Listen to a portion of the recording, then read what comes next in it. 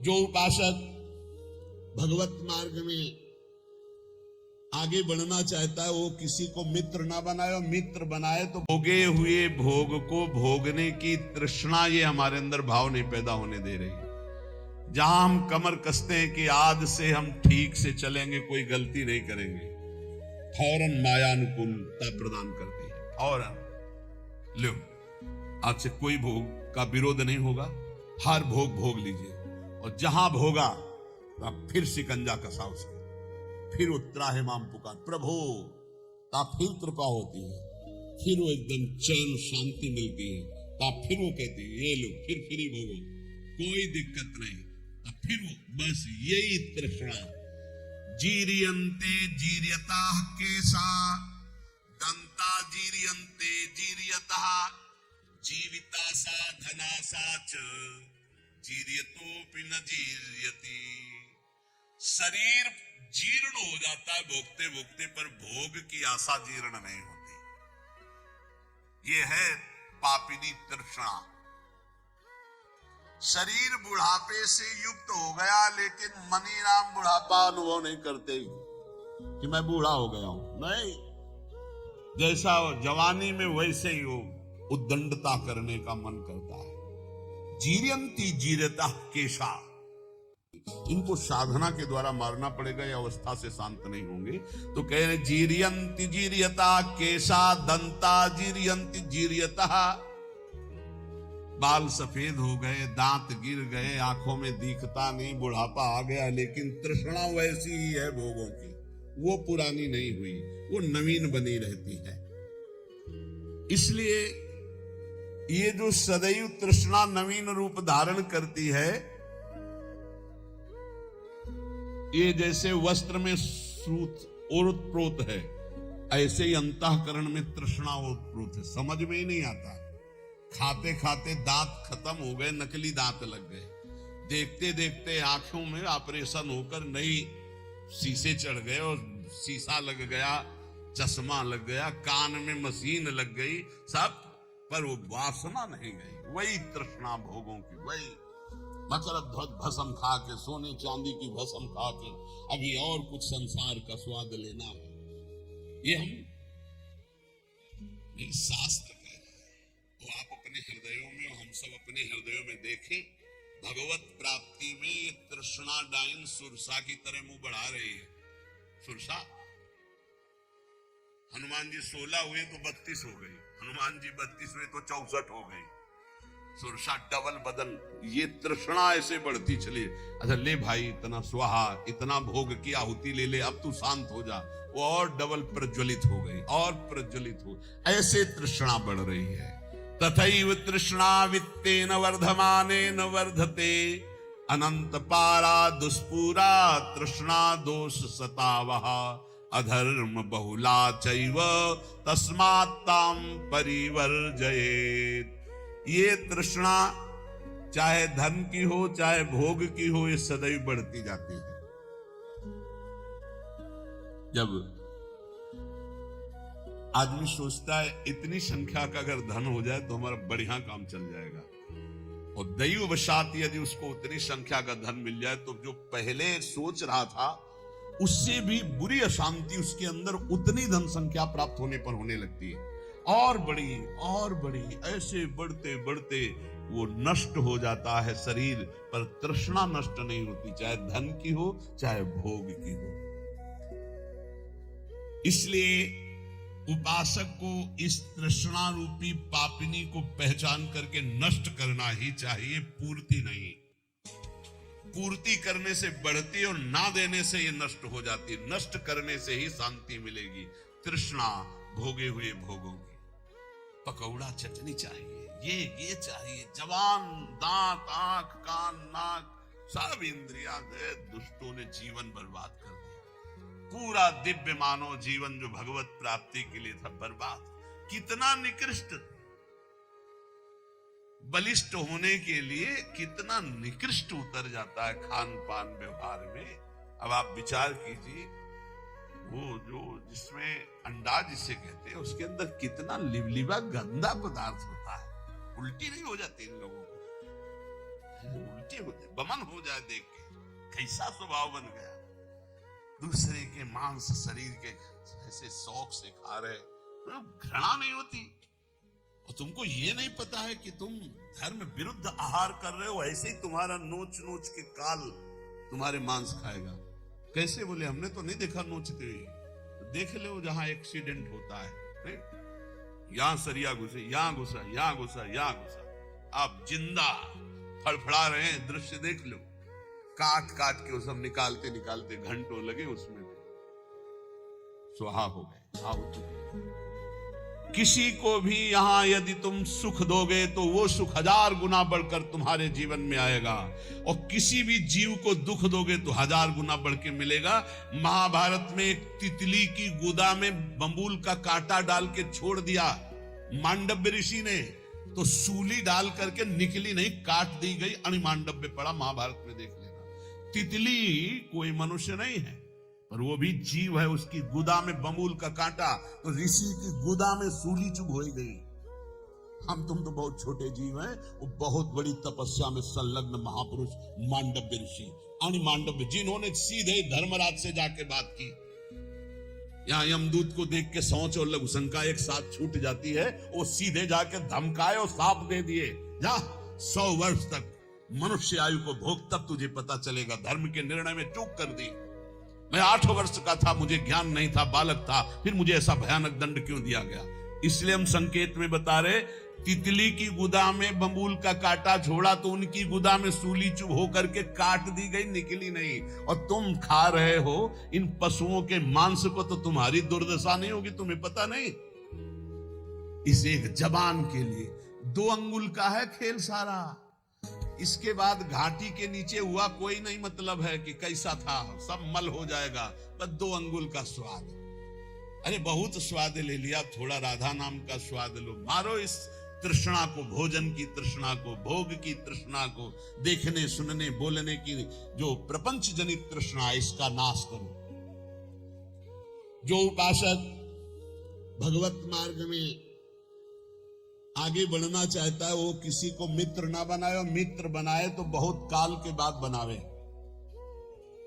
सहसा किसी को दोस्त नहीं बनाना चाहिए। कह रहे चिरेण मित्रम बदनीयात् चिरेण च कृतम त्यजेत, चिरेण ही कृतम मित्रम चिरम धारणमर्हति। रागे दर्पे च माने च द्रोहे पापे च कर्मणि, अप्रिये चैव कर्तव्ये चिरकारी प्रशस्यते। बंधूनां श्रद्धां चैव भृत्यानां स्त्रीजनस्य च, अव्यक्तेषु अपराधेषु चिरकारी प्रशस्यते। चिरकाल तक परीक्षा लेकर ही दोस्त बनाना चाहिए, सहसा किसी को मित्र नहीं बनाना चाहिए। यह हमारे ब्रह्म ऋषियों का आदेश है। क्या परीक्षा ले हम जिससे मित्र बनाना हो? बोले पहले देखे कि हमसे कोई इसका राग तो नहीं है जो हमसे दोस्ती कर रहा है। हमारे रुपये से राग, हमारे शरीर से राग, हमारे रूप से राग, हमारे पद से राग, कुछ ऐसा तो नहीं है जिसे ये देखकर हमसे दोस्ती करना चाहता है। रूप देखकर, शरीर देखकर, पैसा देखकर, अपने सुख की चाह करके हमसे दोस्ती? बिल्कुल। बोले राग त्यागी ही दोस्त होता है। अगर वो कुछ हमसे लेना चाहता है, भोगना चाहता है, पाना चाहता है, वो दोस्त नहीं होता। दोस्त होता है जो नाना प्रकार की दोस्त के द्वारा दी हुई पीड़ाओं और कष्ट को सह करके दोस्त का साथ कभी न छोड़े। कह रहे चिरम धारण मरहती, चिरकाल तक अपने दोस्त को सुख दे और वो दोस्त उसे दुख दे पर उसे सहता चला जाए, उसे दोस्त कहते हैं। ऐसा कौन दोस्त होगा? बोले राग दर्पे च माने च द्रोहे पापे च कर्मणि, जो राग त्यागी होगा। ये आजकल जो दोस्त बनाए जा रहे हैं, देख लो, नाप लेना कैसे दोस्त हैं, इसका परिणाम देख लेना। आजकल दोस्त बनते हैं, चाहे बालक हो चाहे बालिका हो, शरीर को देखकर, रुपया देखकर, चाहे बच्चा हो चाहे बच्ची, शरीर राग देख करके, रुपया देख करके, सुख का भाव रख करके जो दोस्ती, घबरा जाना ऐसे दोस्तों से, दूरी बनाना ऐसे दोस्तों से, सोचा लेकर के ही दोस्त बनाना चाहिए। ये कर्तव्य परायण है, ये हमारे प्रति दोस्ती निष्काम भाव से रख रहा है, ये हमारे किसी स्वार्थ से नहीं। ऐसे मित्र होते हैं, विरले ही होते हैं, ऐसे देखे भी है। ऐसे भी मित्र होते हैं जो प्राणों की बाजी लगा देंगे लेकिन स्वार्थ की कहीं गंध नहीं और आपका अमंगल और अहित नहीं होने देंगे। ऐसे मित्र दो ही होते हैं, या भगवान हो या भगवान का भक्त, दूसरा नहीं होता। स्वार्थ रहित जग जुग उपकारी, तुम तुम्हार सेवक असुरारी। भगवान और भगवान का भक्त, थोड़ी भी भक्ति है तो ऐसा मित्र बना लो, हानि नहीं होने वाली। भगवान से विमुख है तो कोई भी हो, स्वार्थ कुछ न कुछ देख करके ही दोस्ती करता है। सुर नर मुनि सबकी यह रीति, स्वार्थ लागी करे सब प्रीति। जहां कहीं स्वार्थ होगा, चाहे कोई भी हो, वो तभी जुड़ेगा। अगर स्वार्थ रहित प्यार है तो भगवान और भगवान के निर्मल प्रेमी महाभागवतों में। यहां सावधान करते हैं, अब ऐसा यदि मित्र बन गया है तो किसी छोटी मोटी बात में उसका त्याग मत कर देना। चिरकाल तक परीक्षण करो, चिरकाल तक उसकी मित्रता को धारण करो। ऐसे छोटी मोटी कोई बात कर दे, कोई शिकायत कर दे या कोई मन मुटा हो जाए, ऐसे स्वार्थ रहित मित्र का सहसा त्याग नहीं करना चाहिए। बंधूनाम सुहृदाम च भृत्यानाम स्त्री जनस्य च, अव्यक्तेषु पराधेषु चिरकारी प्रशस्यते। ज्ञान वृद्ध और वयोवृद्ध, इन दोनों का सम्मान करना चाहिए, पर सबसे पहले ज्ञान वृद्ध। जैसे श्री सुखदेव जी ज्ञान वृद्ध हैं और उनके पिता पितामह बड़े बड़े वयोवृद्ध हैं। जब सुखदेव जी पधारे तो सब खड़े हो गए। ज्ञान वृद्ध का अध्यात्म में सम्मान होता है, लौकिक व्यवहार में वयोवृद्ध का सम्मान होता है। बोले 80 वर्ष के हैं तो प्रणाम, और भगवत मार्ग में ज्ञान वृद्ध का अगर वो 10 वर्ष का भी है और वो भगवान की भक्ति में बढ़ा हुआ है तो देखो, गुरु का नाम पीछे आया, चेला का नाम पहले आया। प्रहलाद, फिर नारद, जबकि नारद जी गुरु है प्रहलाद जी के। पर जब भक्त नामावली का गान करते हैं प्रातः स्मरणीय भक्तों में, तो प्रहलाद, नारद, पराशर, पुंडरीक, व्यास, अम्बरीश, सुक, सौनक, भीष्म, दालभ्याम, पहले प्रहलाद जी का आया। अद्भुत भक्ति, अद्भुत निष्ठा। तो यहाँ ज्ञान वृद्ध का सम्मान अध्यात्म में होता है, व्यवहार में वयोवृद्ध का सम्मान होता है। दीर्घ काल तक ज्ञान वृद्ध पुरुषों का जो संग किए हुए है, उसको चाहिए कि धर्म का सेवन करने के लिए, धर्मयुक्त स्वभाव बनाने के लिए अपने आप को बंधूनाम सुहृदाम चयुभृत्तानाम स्त्री जनस्य च, अपने बंधु भाई परिवार, सुहृद भृत्य स्त्री वर्ग, अगर इनसे कोई अपराध बन जाए तो इनसे कभी द्रोह ना करे। इसके लिए ज्ञान वृद्ध संतों से शिक्षा प्राप्त करके अपने परिवार को प्रीति के द्वारा बांधे। आज का समय ऐसा आ गया, छोटी सी छोटी वस्तु के लिए भाई भाई की हत्या कर देता है। छोटी सी बात के लिए पत्नी पति में मन मुटाव और तलाक और दुनिया का प्रपंच का क्या सीखा है, क्या मानव जीवन की दिव्यता प्राप्त की। ज्ञान वृद्ध पुरुषों की सेवा करके बंधूनाम सुहृदाम च भृत्यानाम स्त्री जनस्य च, अपने भाई से, अपने सुहृद जनों से, अपनी पत्नी से, अपने पारिवारिक जनों से ऐसी प्रीति करो वो तुम्हें कटु व्यवहार करे। ये बात देखो, जो शास्त्र कह रहा है वो उसमें में पाई गई, जो धर्मात्मा पुरुष उसमें लक्षण पाए जाते। बंधु नाम सुहृदाम च भृत्यानाम स्त्री जनस्य च, यहाँ शिक्षा लेनी चाहिए। ब्रह्म ऋषि जन बोल रहे, आप अपने भाई से, अपने सुहृद जनों से, अपनी पत्नी से, अपने परिवार से किसी भी बात को लेकर के द्वेष ना करें, विग्रह ना करें। चिरकाल तक मित्र की परीक्षा लेकर उसे मित्र बनाए, छोटी मोटी बात में उसकी दोस्ती को तोड़े ना। ये आपके अंदर दैवत्व भाव आएगा। सर्वस्त्रिंद्री लोभेन संकटान्यवगाहते, सर्वत्र संपदस्तस्य संतुष्टम यस्य मानसम। चाहे गृहस्थ में हो चाहे विरक्त में हो, जो लोभग्रस्त हो जाता है वो संकट में निश्चित पड़ जाता है। लोभग्रस्त हो गया तो संकट में पड़ जाता है, पक्का पड़ जाता है। इंद्रियों के लोभग्रस्त होकर धन के लिए भोग के लिए यदि जाएगा तो संकटग्रस्त हो जाएगा, मारा जाएगा पक्का। श्री दत्तात्रेय जी ने बाज को, श्यान पक्षी को गुरु बनाया। वो एक मांस का टुकड़ा लिए जा रहा था, कई पक्षी दौड़े तो उसने विचार किया कि मेरे ऊपर झपटेंगे, मांस का टुकड़ा छोड़ दिया, सब पक्षी उस पर टूट पड़े, आराम से चल पड़ा।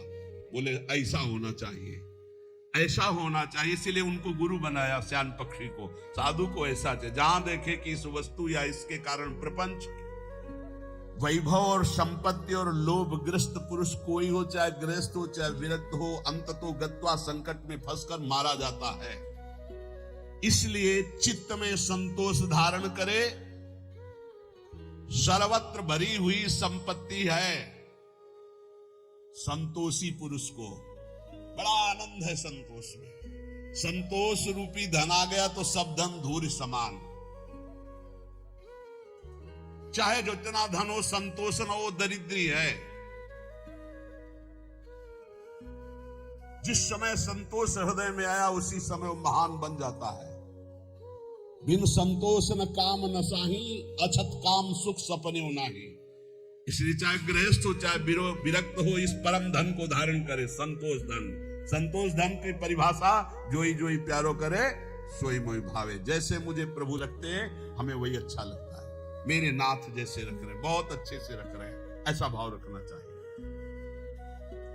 जैसे पैर में जूता पहन ले तो पूरी पृथ्वी में मानो सुरक्षित चरण हो गए, पूरी पृथ्वी में थोड़ी बिछाया जाएगा कारपेट, अपने पैर में जूता पहन। पूरी पृथ्वी को नहीं सुधार सकते, तुम अपने चित्त को सुधार कर संतोष रूपी धन ले आओ।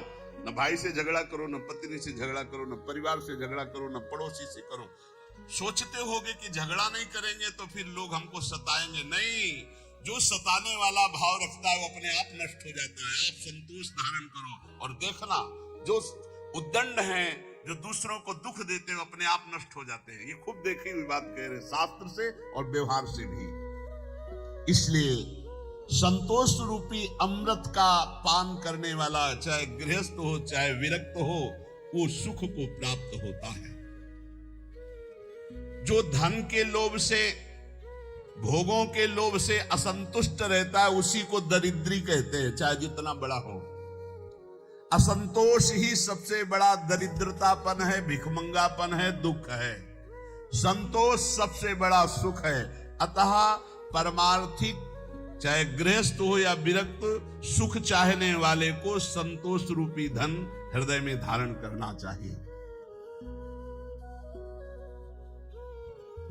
परब्रह्म परम धाम योशो ब्रह्म तथा परम, तमाराध्य हरिम याति मुक्ति मप्यति दुर्लभाम।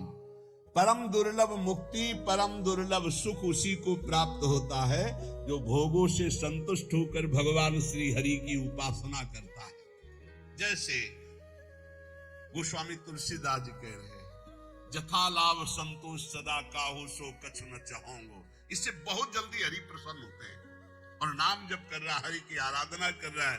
वो परब्रह्म परम धाम योशो ब्रह्म तथा परम, जो परम ब्रह्म है, परम धाम है, परम स्वरूप है, उन श्री हरि की आराधना वही पुरुष कर सकता है जो संतोषी है, और वही मोक्ष पद को प्राप्त होता है। और जो संतोषी नहीं, तो पहले सुना, भेषधारी हरि के उर शालय। अब यहां महर्षि पुलस्त जी कह रहे, धाम, पुरी और तीर्थ, प्रायः गृहस्थ या विरक्त सब कोई इनका सेवन करता है। सेवन सब कोई करता है, लेकिन फल कौन प्राप्त कर पाता है?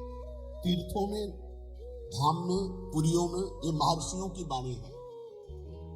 तीर्थ सेवन करने वाले को फल कौन प्राप्त कर पाता है, और कौन अपने फलों को गंवा देता है? जो और पहले से है पुण्य फल, उनको नष्ट कर देता है तीर्थों में जाके। से रहना 1 दिन 2 दिन 3 दिन 4 दिन, जितने दिन तुम्हें रहना हो, ब्रह्मचर्य का पहला।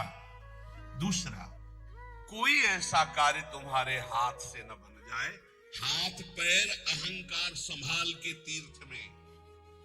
संत कनि रंकन जानती, अभिमानी गर्विष्ठ लोभ मद मत्त अगाधा, दुष्ट परिहरो दूर भजत भज श्री हरि राधा। धामों में तीर्थों में ऐसे भगवान के लाडले घूमते जिनको तुम समझोगे पागल है, जिनको समझोगे भिखमंगे हैं, जिनको समझोगे ये भूल कभी न करे तीर्थों में जाके किसी भिखारी, किसी पागल, किसी को कमजोर समझकर ये आप मार दे, पीट दे। पहली बात, किसी भी तीर्थ में जाकर मैथुन धर्म का प्रयोग न करें। गृहस्थ किसी भी तीर्थ में जाकर किसी को गरीब या भिक्षुक या भिखारी को समझ करके कि अरे ये तो ऐसे ही, कहीं आप उनकी अवहेलना न कर दें, उनके ऊपर हाथ ना उठा देने, सारे सुकृत चले जाएंगे। और कह रहे जो तीर्थ सेवन का फल प्राप्त करता, तीर्थों में जो बटता हो उसे नहीं पाना चाहिए। प्रतिग्रह शून्य। अगर जैसे हलवा पूड़ी परिक्रमा में बट रहा है या कहीं बट रहा है, बोले ये प्रभु का प्रसाद है आप ले लीजिए, प्रणाम करो। आपको ये नहीं कि दबा के हलवा पाए हो, परिक्रमा किए हो, आप आए हो गृहस्थी में, बिल्कुल आपको किनका नहीं लेना। किनका लेना है? राधा रमण जी के मंदिर में, राधा वल्लभ जी के मंदिर में, बिहारी जी के मंदिर में, वहां बट रहा है तो आप किनका ले लीजिए। रोड में बट रहा है, संसार में बट रहा है, ये सुकृत और पुण्य के लिए ये प्रतिग्रह है, गृहस्थी को नहीं लेना चाहिए। विरक्त को भिक्षान्न की अगर उसका बहुत मौज आई है तो एक ही से ले लो, फिर वो उस दिन दूसरे से कुछ मत लो, वही पाकर अपना गुजारा करो। मान लो हलवा बट रहा है तो एक दोना ले लिया और एक दोना से गुजारा करो तो तुम्हारा भजन बच जाएगा। विरक्त को, गृहस्थ को तो बिल्कुल नहीं लेना चाहिए। ये शास्त्र सम्मत बात पहले भी बताई थी, अब भी कह रहे कि प्रतिज्ञा दुपाव्रत संतुष्टो येन केनचित, जो तुम्हारा धर्म पूर्वक चना चबेना है उससे गुजारा करो, तीर्थयाटन करो, परिक्रमा करो, भजन करो, उपवास करो, जैसे बने अपने धन का प्रयोग करो। दूसरों का कहीं दान प्रतिग्रह आश्रमों में खाना ये नहीं। अगर आश्रम में प्रसाद पाया, आपको लगता है मैं अगर ये प्रसाद पाता तो 100 रुपया लगते, तो वहां 110 रुपया वापस दो, क्योंकि बनाया भी है उन्होंने और पवाया भी है, तो इसलिए उनको 10 रुपया और ज्यादा दो। गृहस्थी में कभी किसी का प्रतिज्ञा तीर्थों में ना ले तो उसको तीर्थ का फल प्राप्त होता है। और कहीं किसी तीर्थ में जाकर किसी तरह के अहंकार का प्रयोग न करे, अहंकार प्रदर्शन न करे, बल का, धन का, ऐसे अहंकृत न करे। अगर तीर्थों का फल प्राप्त करना है तो अक्रोधनश्च राजेंद्र सत्यशीलो दृढ़व्रतः आत्मोपमश्च भूतेषु सातीर्थ फल मस्नुते। तीर्थ में जाए, तुम्हें गुस्सा दिलाया जाए तो तुम क्रोध मत करना। तो कह रहे हैं कि अक्रोधनश्च राजेंद्र सत्यशीलो दृढ़व्रतः आत्मोपमश्च भूतेषु सातीर्थ फल मस्नुते। तीर्थों में कभी किसी के ऊपर क्रोध न करे और तीर्थों में जय दिन रहे सत्य बोले, और तीर्थों में जय दिन रहे व्रत पूर्वक रहे, कुछ नियमावली लेकर के। अब जैसे बोले तीर्थों में जाके कुछ छोड़ना चाहिए, हमने गांव में सुना है बात, बोले तीर्थों में जाकर कुछ छोड़ना चाहिए। बोले हम तो फूल गोभी छोड़े आए, जिंदगी में फूल गोभी नहीं खाए, कुछ छोड़ना पड़ा है। बोले हम बैंगन छोड़े आए,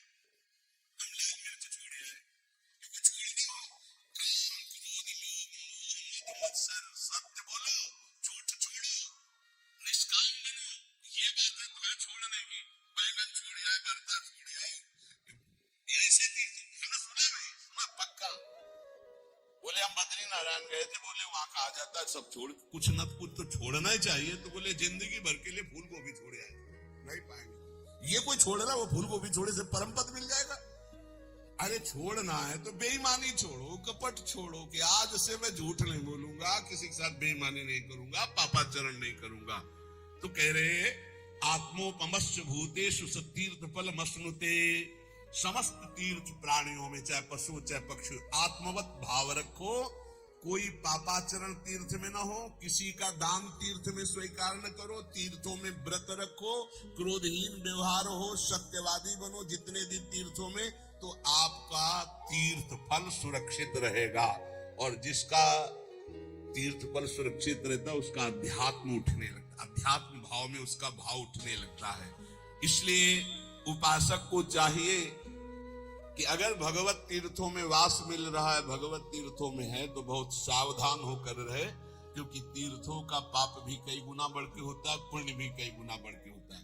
तो आज के सत्संग का सार, भगवत मार्ग में चलकर नाटक ना करे, भगवत मार्ग में चलकर केवल भगवान के रिझाने के लिए सब कुछ करे, जो नाचना, गाना, कथा, कीर्तन, भगवत भाव, ये प्रभु को रिझाने के लिए। अगर हम तीर्थों में जाएं तो ठीक से आचरण करें जैसा वर्णन किया गया।